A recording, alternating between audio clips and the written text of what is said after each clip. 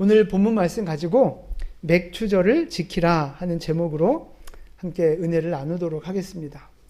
맥추절은 말 그대로 보리를 추수해서 하나님 앞에 예배드리는 절기가 맥추절이에요. 그런데 이 보리를 두 가지로 불러요, 우리나라에서. 하나는 대맥이라고 부르고 하나는 소맥이라고 불러요. 자, 사진을 좀 보여드릴게요. 자, 뭐가 밀이고 뭐가 그 보리인 줄 좀 구분이 가시겠어요? 그래요? 뭐가 보리예요? 네, 네, 네. 가위바위보 하시죠. 가위바위보. 네, 잘 몰라요. 근데 하여튼 제가 인터넷에서 찾은 자료인데, 하여튼 뭐 이거 건너뛰고, 대맥은 그 그 알이 조금 이제 커서 대맥이라고 하고, 소맥은 알이 좀 작아서 소맥이라고 한다 그래요. 그런데 대맥은 우리가 일반적으로 말하는 보리고요. 소맥은 우리가 일반적으로 부르는 게 밀입니다. 밀. 네, 그래서 대맥, 소맥 이렇게 나누는데, 지금이 이제 6월 말, 이제 7월을 앞두고 있잖아요. 요때 추수하는 곡식이 대맥이에요, 소맥이에요? 밀이에요, 보리예요? 예, 밀입니다, 밀. 그래서 지금 보리는 이제 봄에 추수하는 거죠. 그리고 지금은 밀을 추수할 시기거든요. 이제 그래서 맥추절이지만 밀이다. 보리가 아니고 밀이다. 이제 그렇게 좀 이해하시면 좋을 것 같아요. 그런데 하나님께서 이스라엘 백성들에게 꼭 지켜라 하고 우리에게 말씀하신 절기가 3개가 있거든요. 절기가 훨씬 더 많아요. 그런데 이거는 꼭 지켜라 하고 요약해서 말씀해 주신 절기가 3개인데 그게 오늘 본문에 나와 있어요. 우리 14절부터 16절까지 본문을 다시 한번 봉독하겠습니다. 너는 세 번 내게 절기를 지킬지니라. 너는 무교병의 절기를 지키라. 내가 내게 명령한 대로 아비벌의 정한 때에 이래 동안 무교병을 먹을지니 이는 그달에 내가 애굽에서 나왔음이라. 빈손으로 내 앞에 나오지 말지니라. 맥추절을 지키라. 이는 내가 수고하여 밭에 뿌린 것의 첫 열매를 거둠이니라. 수장절을 지키라. 이는 내가 수고하여 이룬 것을 연말에 밭에서부터 거두어 저장함이니라. 아멘. 자, 3개의 절기가 나와요. 첫 번째가 뭐예요? 무교병. 자, 이제 무교병 절기인데 앞에 보시면 되겠어요. 무교병 절기는 언제 생긴 거냐 하면 이스라엘 백성들이 애굽에서 나올 때, 출애굽할 때 이제 그때 생긴 절기가 무교병 절기입니다. 누룩을 넣지 않은 떡을 만든다 그래서 무교병의 절기라고 해요. 요때가 초실절이라 그래서 보리의 첫 수확을 하나님 앞에 드리는 절기가 바로 무교절입니다. 그래서 6월절이라고도 부르고 무교절이라고도 부르고 또 그 다음 날이 초실절이고 그래서 이 3개의 작은 절기들이 뭉쳐 있는 게 무교절이에요. 자, 그리고 저 초실절, 무교병 절기에 있는 저 초실절로부터 해서 7주를 계산을 합니다. 7주. 7주면 며칠이죠? 7, 7이 49잖아요. 49일. 그리고 그 다음 날 되는 50일째 지키는 절기가 바로 맥추절인 거예요. 그래서 7, 7이 49, 그래서 77절이라고도 부르고 50일째 되는 날이다 그래서 오순절이라고도 부르고 하여튼 이 맥추절의 이름이 이렇게 3개인데 이 맥추절에는 아까 말씀드린 대로 뭘 추수해서? 밀을 추수해서 하나님 앞에 예배하는 날입니다. 그 다음에 3번째 절기가 수장절이에요. 수장절. 저거는 1년의 모든 농사 다 마치고 다 추수해서 하나님 앞에 예배하는 날이 바로 수장절입니다. 그런데 많은 분들이 이제 우리는 농사도 안 짓는데 왜 이렇게 추수 절기를 더군다나 우리 지금 보리농사, 밀농사 짓는 사람이 얼마나 있어요. 그리고 더군다나 이건 구약의 절기잖아요. 구약 절기. 이걸 우리가 왜 지켜야 되느냐? 이렇게 궁금해하는 분들이 있거든요. 근데 사실은 우리가 이 구약의 절기들을 지금 지키고 있어요. 그러니까 지키는 방법은 다르지만 하나님이 절기를 주신 그 정신, 절기에 흐르는 영성, 그걸 우리가 그대로 지금 간직하면서 지키고 있다고요. 그래요? 자, 무교절기는, 무교병 절기는 우리가 지금 어떻게 지키고 있어요?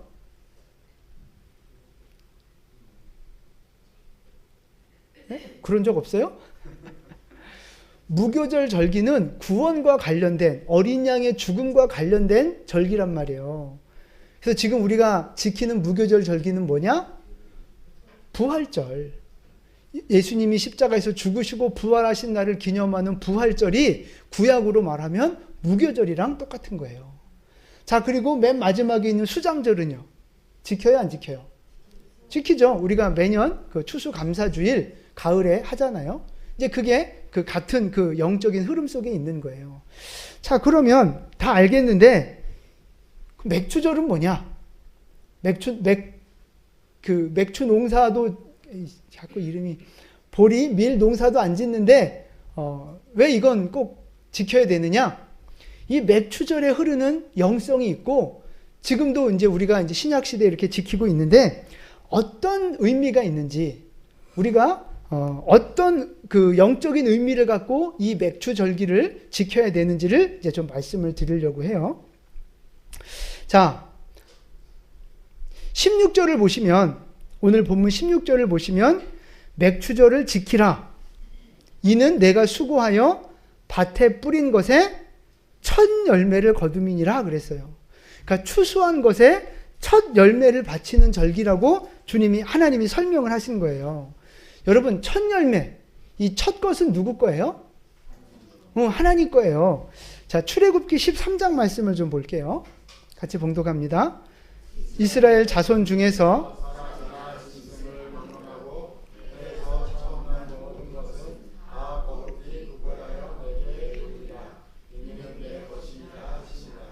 아멘.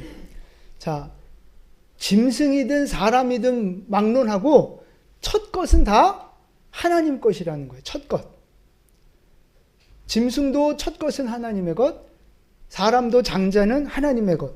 하나님이 직접 말씀하신 거예요. 처음 난 모든 것은 다 거룩히 구별해서 내게 돌리라. 이는 내 것이라. 그래서 첫 것은 다 하나님의 것이라고 하나님이 아예 찜해 놓으셨다 이 말이에요. 여러분 중에 장자 있잖아요. 장자. 큰 장자. 하나님의 것입니다. 장자가 우리 전집사님밖에 없어요? 그러니까 저기 우리 김광태 집사 아들로 계산하는 거야. 아들로. 김광태 집사님도 장자고. 장자 대신 여러분들을 축복합니다. 여러분들은 하나님의 것입니다. 특별히 내 것이라고 부르신 하나님의 백성들이에요. 복받은 성도들인 줄 믿습니다. 그럼 이제 둘째, 셋째가 짜증내잖아요. 나는 뭐야 그러면. 그리고 이제 딸들은 그럼 왜 여자는 무시해 이제 막 이러잖아요. 하나님은 그런 분이 아니에요. 자, 야고보서 1장 18절 말씀인데 같이 봉독합니다. 그가 그 피조물 중에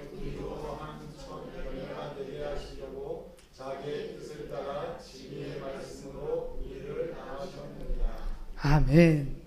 자, 구원받은 모든 성도들은 뭐가 된대요? 첫 열매가 되게 하신대요.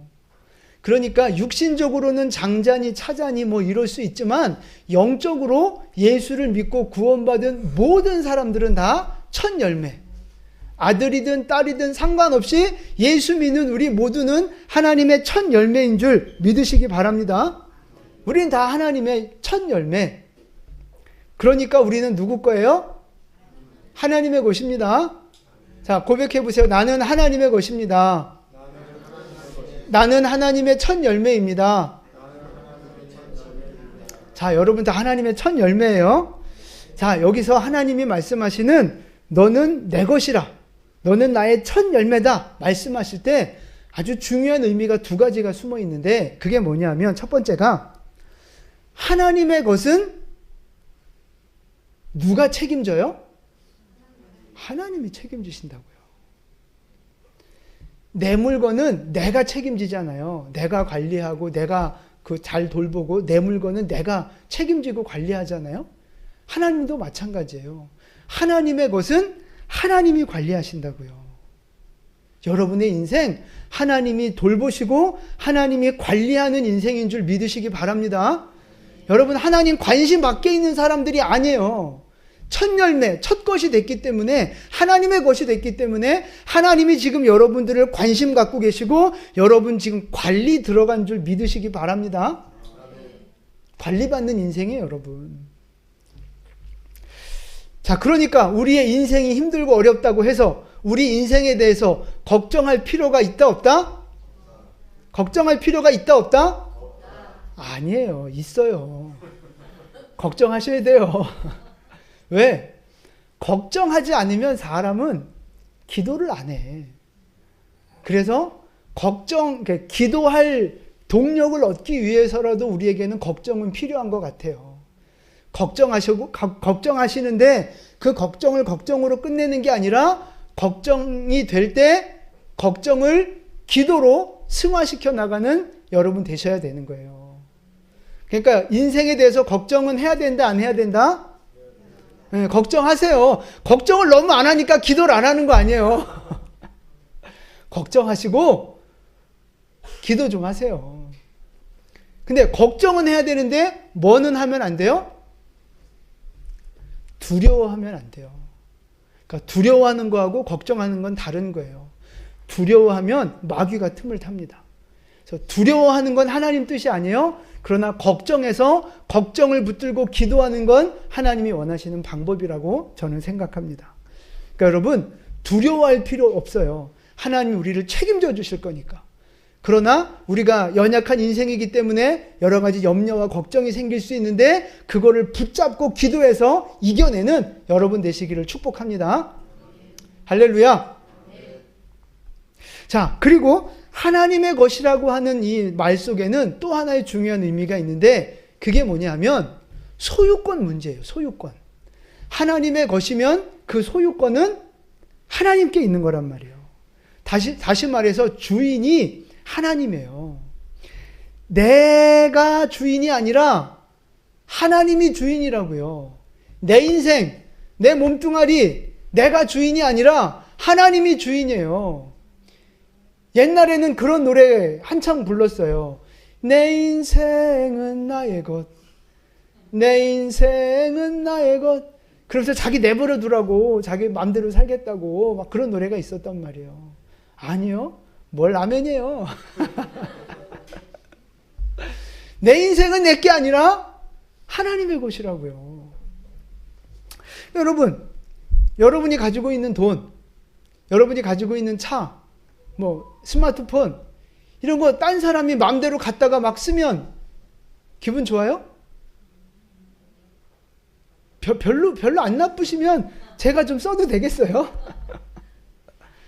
여러분 내 돈, 내 차, 내 물건 딴 사람들이 마음대로 갖다 쓰면 그거 안 되는 거잖아요. 이거 도둑질 하는 거잖아요. 절도. 기분도 나쁘고 그러면 안 된단 말이에요. 근데 영적으로도 마찬가지. 영적으로도 내 인생은 누구 거? 하나님 거. 내가 가지고 있는 돈도 누구 거? 하나님 거. 나에게 주신 인생이라고 하는 시간 누구 거? 하나님 거. 내 이 육체 몸 누구 거? 하나님 거라니까요. 내 게 아니에요, 여러분. 내 마음대로 쓰시면 안 된다고요. 하나님이 원하시는 대로 써야 돼요. 하나님이 주신 인생인데 내가 즐기기 위해서 내 마음대로 쓴다? 그 하나님의 것을 도둑질하는 거라고요.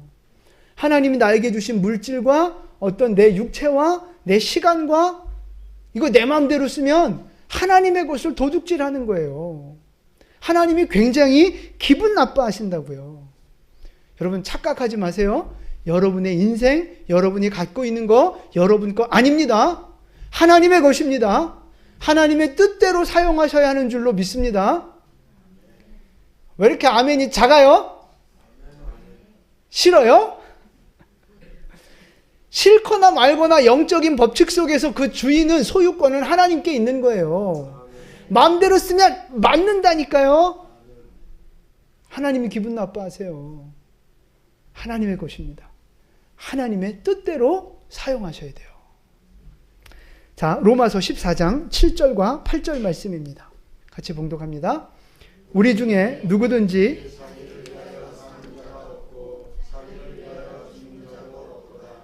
우리가 살아도 주를 위하여 살고 죽어도 주를 위하여 죽나니 사나 죽으나 우리가 주의 것이로다. 아멘. 이 바울 사도의 고백이에요. 나는 하나님의 것이다.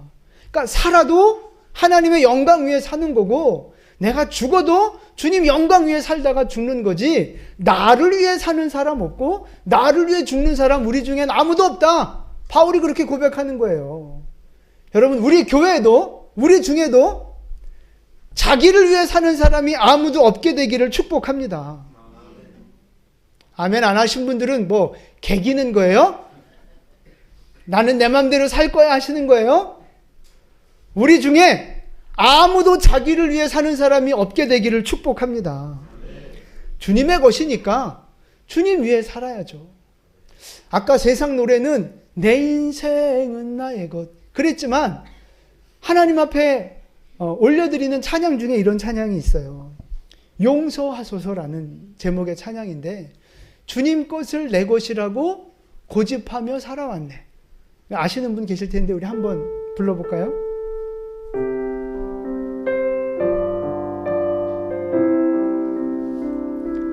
주님 것을 내 것이라고 고집하며 살아왔네. 금은 보화 자녀들까지 주님 것을 내 것이라. 아버지여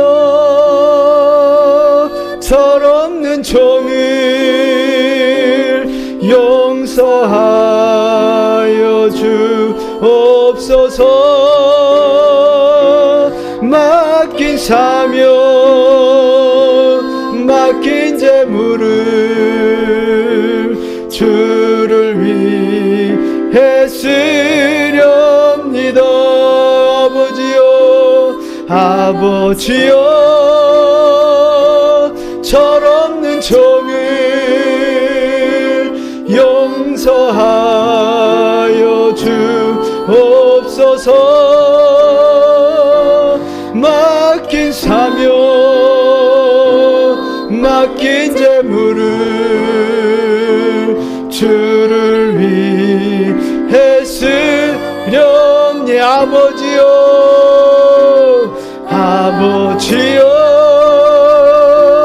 철없는 종을 용서하여 주옵소서. 맡긴 사명 맡긴 재물을 주를 위해 쓰렵니다.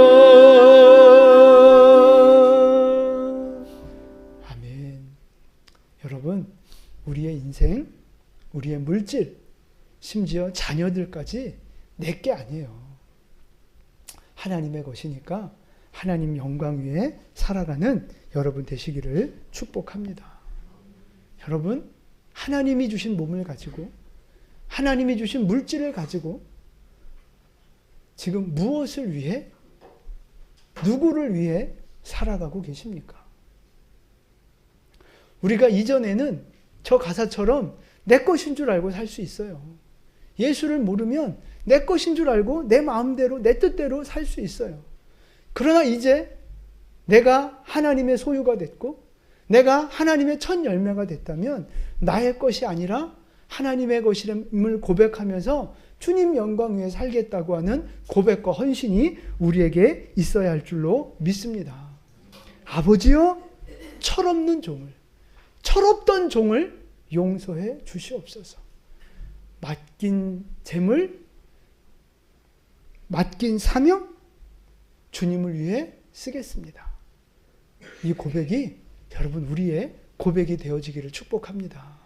이 맥추절기를 맞이해서 우리의 주권을 다시 하나님 앞에 올려드리는 은혜가 있기를 축복합니다. 그래서 더 이상은 여러분 나를 위해 살지 마시고요. 내 마음대로 돈 쓰고 내 마음대로 시간 쓰고 내 마음대로 내 육체를 굴리는 인생이 아니라 하나님의 영광을 위해서 하나님이 기뻐하시는 대로 순종하며 살아가는 여러분 되시기를 예수님의 이름으로 축원합니다. 아멘. 자, 이 맥추절기를 지금은 농사의 관점에서 살펴봤거든요. 그런데 또 다른 관점, 영적인, 역사적인 관점에서 이 맥추절이 아주 또 중요한 의미가 있어요. 자, 그게 뭐냐면 이스라엘 백성들이 애굽에서 나와서 광야 생활을 하면서 시내산에 도착을 했단 말이에요. 시내산에 도착해서 하나님 앞에 받은 게 뭐가 있어요? 뭘 받았어요? 십계명을 받았어요. 십계명을 포함해서 이제 율법을 받은 거거든요. 그런데 애굽을 떠나는 날부터 해서 시내산에 도착해서 십계명을 받기까지 그 걸린 시간이 얼마나 걸렸느냐? 50일이 걸린 거예요. 50일. 그래서 십계명을 받은 그날이 바로 50일째가 되는 날이었다 이 말씀이에요. 그러니까 맥추절은 뭘 받은 날이에요? 말씀을 받은 날, 율법을 받은 날이라고요. 아까 그 세 가지 절기 보여드렸었잖아요. 그거 기억하시면 좋아요. 50일째 되는 날 맥추절을 드리는데 그 날이 바로 율법을 받은 날, 말씀을 받은 날이라고요. 근데 여러분 쉽게 말해서 율법이 뭡니까? 율법 뭐예요? 법이에요. 어느 나라 법이에요? 하나님 나라 법이라고요. 그러니까 하나님 나라에 사는 하나님의 백성들이 지켜야 할 법이 바로 율법인 거예요. 그러면 이스라엘 백성들은 지금까지는 어느 나라 법으로 살았어요?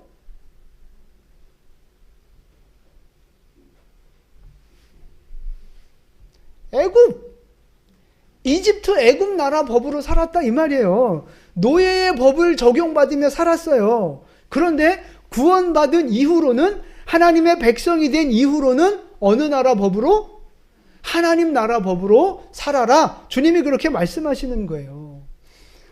그러니까 애굽에 살 때는요. 전에는 안식일이 없었어요. 뭐 쉬는 날은 있었을지 몰라도 안식일은 없었어요. 그런데 이제 하나님 나라 백성이 되고 법을 받았으니 이제는 하나님 나라의 법대로 안식일을 지키며 살아야 되는 거라고요. 요즘 말로 말하면 주일을 지키며 주일 성수하며 살아야 되는 거예요. 그게 하나님이 우리에게 주신 새로운 법이에요. 그러니까 전에는 많은 우상을 섬기며 살았지만 하나님의 백성이 된 지금은 오직 유일하신 한 분, 여호와 하나님 한 분만 섬기며 사는 거라고요. 그게 하나님 나라 백성의 법이에요. 그 전에는 노예와 같은 사고방식으로 노예의 법을 적용받으며 살았지만 이제는 하나님의 백성이 돼서 자유인으로서 자유하는 하나님의 백성으로서 살아가야 된다 이 말씀이에요. 자, 그렇게 안식일을 지키며 하나님만 섬기며 하나님 나라의 백성으로 자유인으로 살아가는 그 틀, 그 기준, 그게 바로 뭐예요? 그게 바로 법인데 그 법이 말씀이라고요. 그러니까 말씀대로 살아가는 게 하나님의 백성인 거예요. 그러니까 이 맥추절에 하나님의 말씀을 받았다고요. 그리고 그 이전에는 없었던 새로운 삶의 양식으로 새로운 법과 새로운 기준으로 새롭게 출발하게 되는 날, 그날이 바로 이 맥추절인 거예요. 그러니까 여러분, 이 맥추절에는 우리가 말씀으로 새롭게 되는 은혜가 필요한 절기라고요. 여러분 지금 말씀을 공급받으며 살아가고 계십니까? 하나님의 법을 지키며 살아가고 계십니까? 하나님의 말씀을 듣고 묵상하고 순종하면서 그 말씀을 지키는 삶을 살아가고 계시느냐고요. 혹시 지금도 애굽의 법에 얽매여서, 세상의 법에 얽매여서, 육신의 정욕의 법에 얽매여서 하나님의 나라 백성임에도 불구하고 세상 법대로 살고 육체의 정욕의 법대로 살고 있지는 않느냐 하는 것입니다. 이 맥주절은요, 하나님의 말씀을 받은 날이에요. 그리고 말씀과 함께 새로운 법이 주어지고 새로운 기준이 주어지면서 우리의 생활이 새롭게 바뀌어지는 날이 바로 이 맥주절이라고요. 여러분, 우리 안에 이 말씀의 회복이 있게 되기를 축복합니다. 이 맥주절에 다시 여러분 말씀 앞에 가까이 나아가시고 말씀으로 새롭게 되어주시고 말씀으로 충만하게 되어주시고 말씀을 지켜 행하는 자로 거듭나는 복된 여러분 되시기를 축복합니다. 자, 그 다음에 구약에서는 이 맥주절에 말씀을 받았는데 신약이 오면은요, 맥주절이라고 부르지 않고 오순절이라고 불러요. 50일째 되는 날이기 때문에. 그런데 이 50일째 되는 오순절에 신약 성경에 또 큰 사건이 하나 터집니다. 그게 뭘까요? 그렇죠. 다락방에서 기도할 때 성령님이 찾아오신 사건이에요. 사도행전 2장 1절부터 3절까지 말씀 같이 봉독합니다. 오순절 날이 이미 이름에 그들이 다 같이 한 곳에 모였더니 호련히 하늘로부터 급하고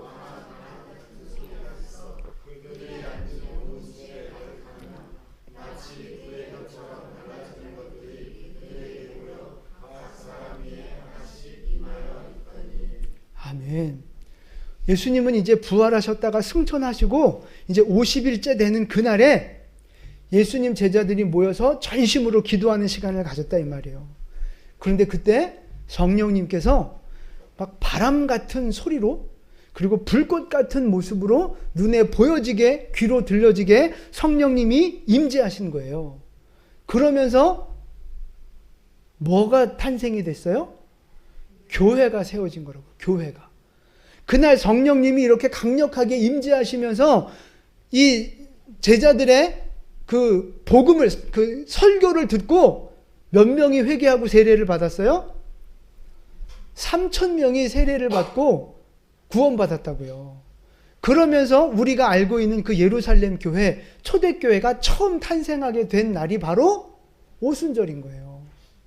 그래서 오순절날 성령을 받고 나서 그날부터 이 제자들에게 성령의 충만함이 임하고 그러면서 방언을 말하게 되고 그러면서 손을 얹으면 병이 고쳐지고 선포하면 귀신이 떠나가고 하는 성령 충만한 성령의 능력이 이날부터 시작이 됐다고요. 이 교회에 성령의 그런 능력이 나타나기 시작한 날이 바로 오순절, 맥주절인 거예요. 그러니까 맥주절은 성령님이 찾아오신 날, 그래서 교회가 탄생하게 된 교회의 생일과 같은 날입니다. 성령으로 충만해지고 성령의 능력을 받은 날이 바로 이 맥주절, 오순절이에요. 그러니까 구약 성경에서는 맥주절 날 뭘 받았어요? 말씀, 율법을 받았다면 신약 성경에서는 뭘 받았어요?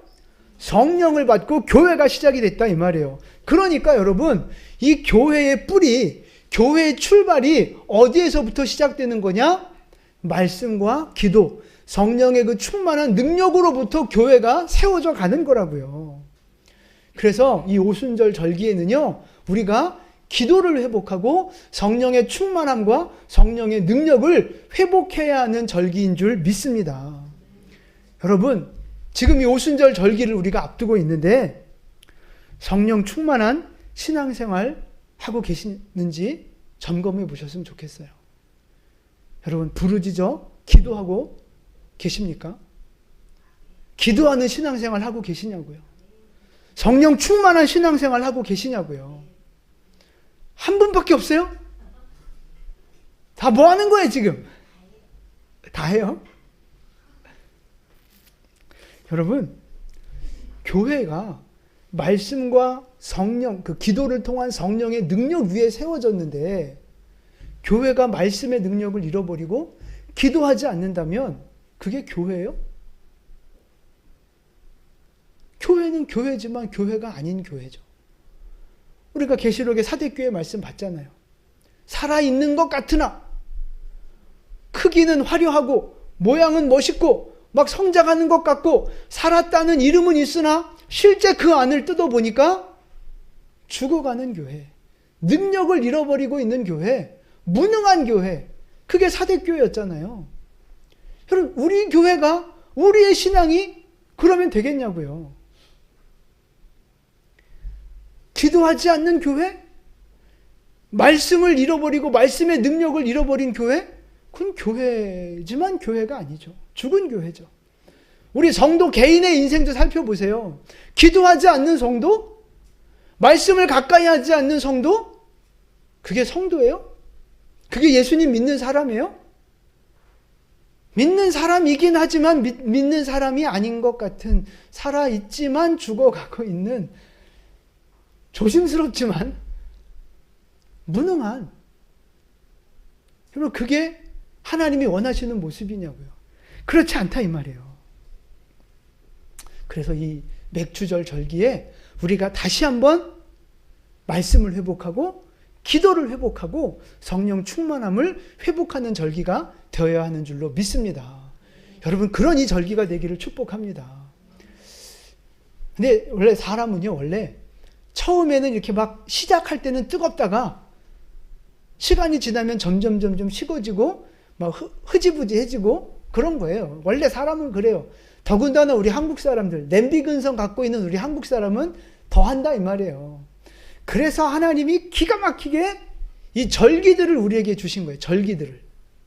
절기들을 중간에 봄에 한 번, 그러니까 이른 봄에 한 번, 중간에 한 번, 가을에 한 번, 이렇게 절기를 3개를 주시면서 너네 이거는 꼭 지켜. 그러면서 이 절기의 본질을 회복하도록 우리에게 이게 어떤 그 회복할 수 있는 기회를, 축복의 기회를 주시고 계시는 거예요. 자, 이 절기라고 하는 뜻이 뭐냐? 우리 좀 보시면 2가지 단어로 이 절기라는 의미가 쓰여지는데, 첫 번째가 모에드라고 하는 단어예요. 근데 모에드라고 하는 단어는 어떤 의미가 있느냐? 같이 읽어볼까요? 지정된 시간, 지정된 장소, 지정된 만남이라는 의미가 있어요. 자, 그 다음에 있는 단어가 하그라고 하는 단어인데, 이건 어떤 의미가 있어요? 네. 그러니까 절기를 저 두 단어를 왔다 갔다 하면서 쓰는데, 결국 저 절기라는 단어를 한 문장으로 딱 요약하면 뭐냐? 하나님이 정하신 시간과 장소에서 하나님을 기뻐하며 예배하는, 하나님을 기쁨으로 만나는 시간, 그게 바로 절기예요. 하나님이 우리에게, 그러니까 이 절기는요, 우리가 정한 게 아니에요. 이 하나님의 율법도, 사람의 법은 사람들이 모여서 정하잖아요. 그런데 이 하나님의 법은 사람이 정한 게 아니라 하나님이 정해 주신 거예요. 절기도 마찬가지예요. 우리가 언제 절기 지키자 이게 아니고 하나님이 우리에게 정해 주셨단 말이에요. 날짜, 시간, 때를 우리에게 정해 주셨어요. 그러니까 이 절기를 잘 지키면서 하나님을 만나는 시간을 잘 가지면 그것이 우리에게 복이 되겠어요? 복이 안 되겠어요?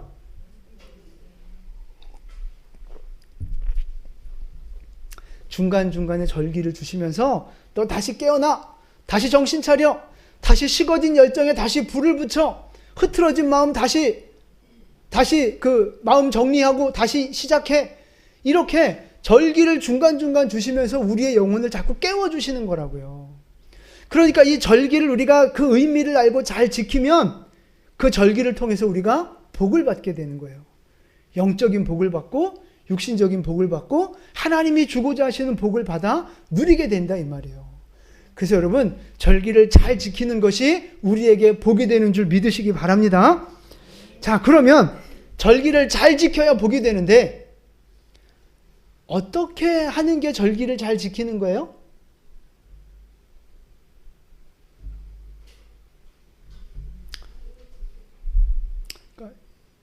예배드리고 우리가 이제 우리 한국 교회에서 이제 지켜지는 절기를 생각해 보세요. 어떻게 지켜요?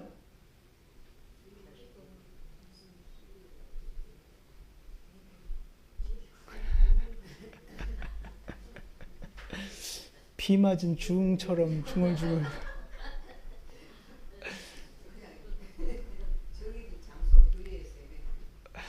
그러니까 보세요. 일반적으로 절기가 되면 이제 특별 헌금을 합니다. 일반적으로 특별 헌금하고 그 다음에 떡을 해서 먹어요.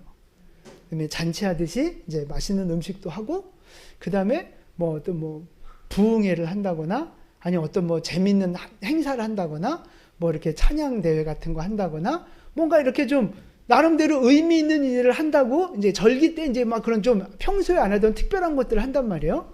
자, 그게 절기를 잘 지키는 거예요? 아니에요?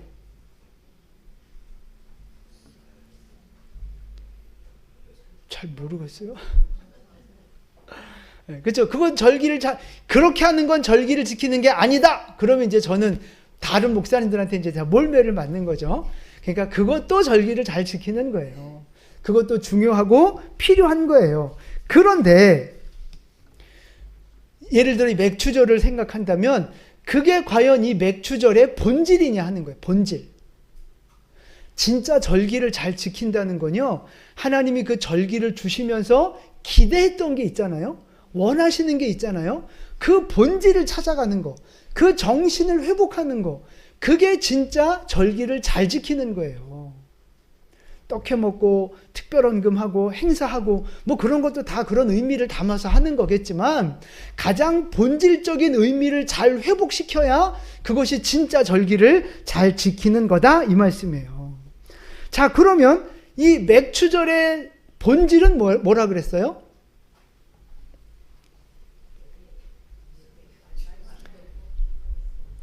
그쵸? 저 지금 순간 지금 상처받을 뻔봤어요. 자, 이 맥추절의 본질은요, 내가 하나님의 첫 열매 됐음을 고백하면서 말씀을 회복하고 기도의 삶을 회복하는, 그래서 교회를 교회답게 세워나가는 사명자로 다시 서는 거. 그게 바로 이 맥추절의 본질이라고요. 하나님이 맥추절을 통해서 우리가 다시 말씀을 회복하고 우리가 다시 기도를 회복하는 사람 되기를 원하시는 거예요. 그래서 맥추절을 진짜 잘 지키려면 내가 말씀의 사람으로 다시 일어서고 기도의 사람으로 다시 도전하며 살아가는 그 영적인 회복의 시간을 갖는 게 진짜 절기를 잘 지키는 거라고요. 물론 우리도 다음 주에 떡도 해먹고 뭐 맛있는 음식도 해먹고 하겠지만 그게 본질이 아니라는 걸, 그거보다 더 중요해. 그러니까 아무리 맛있는 떡 해먹고 잔치하고 행사해도 내가 말씀을 가까이 하기로 결단하지 않고 내가 하나님 앞에 기도하는 사람으로 더 결단하지 않으면 말짱 도루묵이라니까요. 말짱 도루묵. 이 맥추절의 본질을 잘 기억하시고 잘 지켜나가는 여러분 되시기를 축복합니다. 그럴 때 우리에게 복이 되는 거예요. 자, 이제 마지막 말씀인데 우리가 말씀과 기도로 회복해야 되는, 충만해야만 하는 중요한 이유가 또 하나 더 있어요. 그게 뭐냐면 우리 레위기 23장 17절 말씀을 같이 봉독하겠습니다. 너희의 처소에서 10분의 2 에바로 만든 떡 2개를 가져다가 흔들지니 이는 고운 가루에 누룩을 넣어서 구운 것이요. 아멘. 자, 이 맥추절기에는 떡을 2덩어리를 만듭니다. 그런데 10분의 2 에바로 만든다 그래요. 그러니까 10분의 2 에바가 어느 정도냐면 4.5kg 정도 됩니다. 4.5kg. 그러니까 그걸로 떡을 2개 만드니까 떡 하나가 2.25kg 정도 되는 거죠. 떡 하나가 2.2kg가 넘는 떡을 만드는 거예요. 대단한 떡을 만드는 거죠. 자, 그런데 보통은 떡을 만들 때 무엇을 넣어서 만듭니까?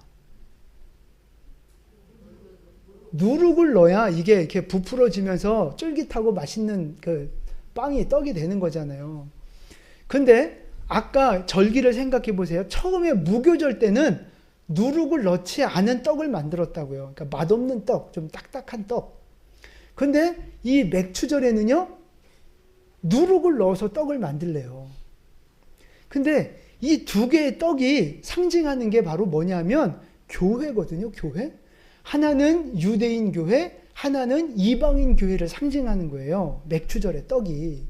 자, 근데 여러분, 맥추절을 상징하는 떡에 누룩을 넣어 만들라 그랬는데 성경에서 누룩이 상징하는 의미가 뭐예요? 죄예요, 죄. 그러니까 이제 왜 누룩의 역할은 부풀리는 건데 영적인 의미가 죄라고요. 왜 죄로 비유를 해요? 그만큼 빨리 퍼지거든요. 그만큼 빨리 막 부풀거든요. 이 죄가 그 영향력, 전염성이 그만큼 강하다는 걸 보여주는 거예요. 자, 그러면 거룩한 교회를 상징하는 떡을 만드는데 죄를 상징하는 누룩을 넣어서 만들라는 것이 약간 좀 모순처럼 보이지 않습니까? 왜 거룩한 교회를 상징하는 떡에 죄를 상징하는 누룩을 넣어서 만들라고 하셨을까요?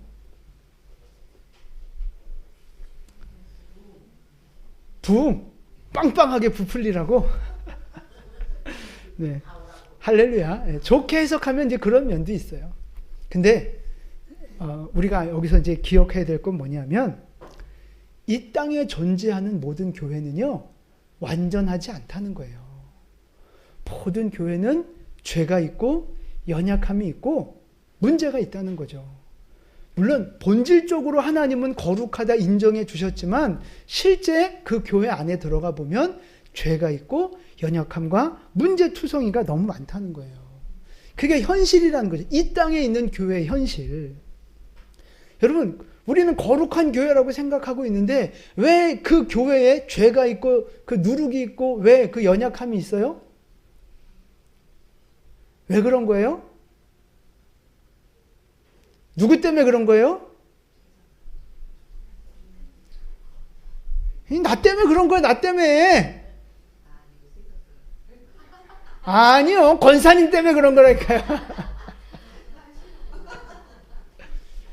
여러분, 우리가 의인이에요? 죄인이에요?